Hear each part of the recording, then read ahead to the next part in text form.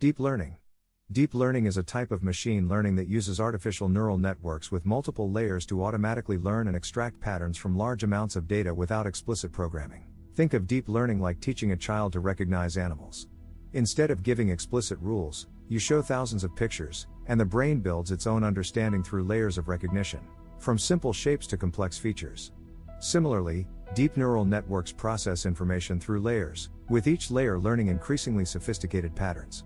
This relates to artificial intelligence, which encompasses the broader field of machines performing intelligent tasks. A practical example is facial recognition on smartphones.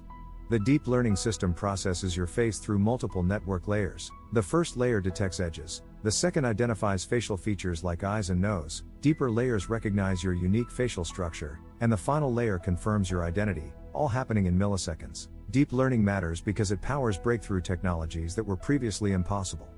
From medical diagnosis and autonomous vehicles to language translation and voice assistance, deep learning enables machines to handle complex tasks that require human-like perception and decision-making. Deep learning.